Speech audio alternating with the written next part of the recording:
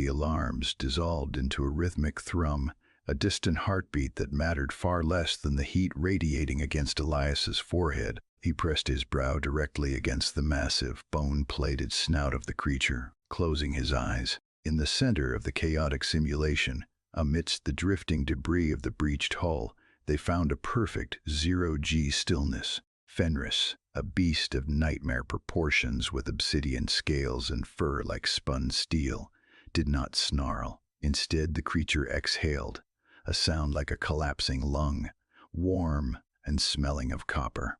Elias didn't flinch. He matched his breathing to the monster's, a technique of behavioral alignment that went deeper than commands. One wrong move, one spike of fear, and the apex predator could crush his skull.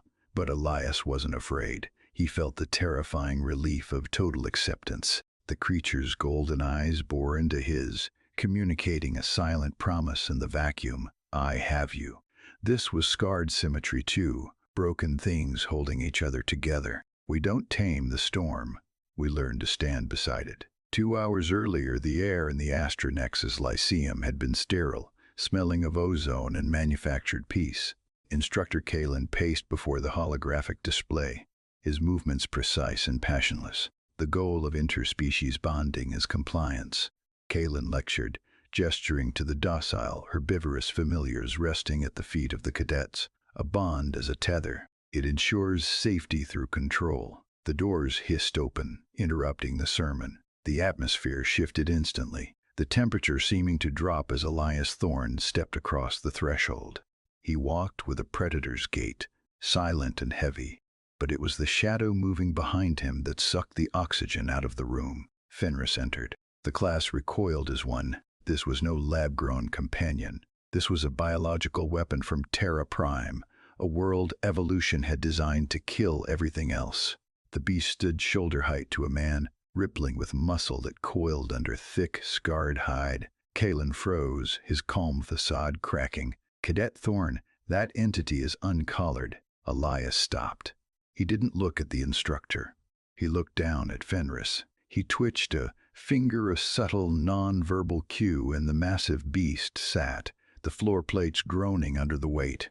He doesn't wear collars, Elias said, his voice quiet but carrying across the hall. This is a violation of safety protocols, Kalen snapped, stepping back as Fenris turned a gaze of cold, intelligent malice toward him.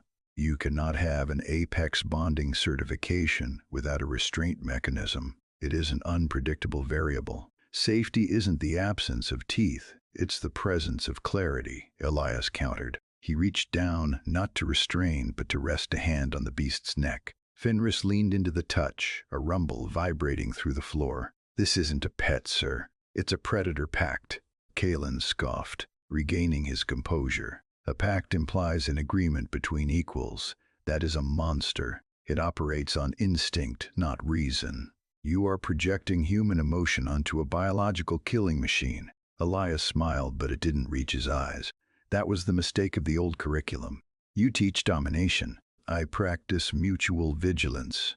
I don't command him to not kill. We agreed that violence is a shared decision. The tension in the room was electric, a physical weight pressing down on the students. They were witnessing HFY logic in the flesh, the insane human arrogance to walk beside death and call it a friend. Prove it, Kalen challenged, his hand hovering over the simulation control panel. If your tactical empathy is so superior, let us see how your pact holds up when the environment turns hostile. Trust with a bite matters more than comfort without a consequence, Elias murmured to the beast. Fenris stood up, his tail sweeping the air, ready for war. The simulator didn't just activate, it detonated into a scenario of catastrophic failure. The Lyceum dissolved into a strobe light flicker of red warnings and the simulated scream of venting atmosphere. Gravity cut out instantly. The room became a blender of panicked motion. The docile herbivores, bred for soft compliance, thrashed in the air, their programmed obedience shattering under the weight of primal fear. They collided with their handlers, turning the safety of the classroom into a kinetic hazard. But in the center of the swirling debris, there was an island of absolute focus. Elias didn't reach for a restraint.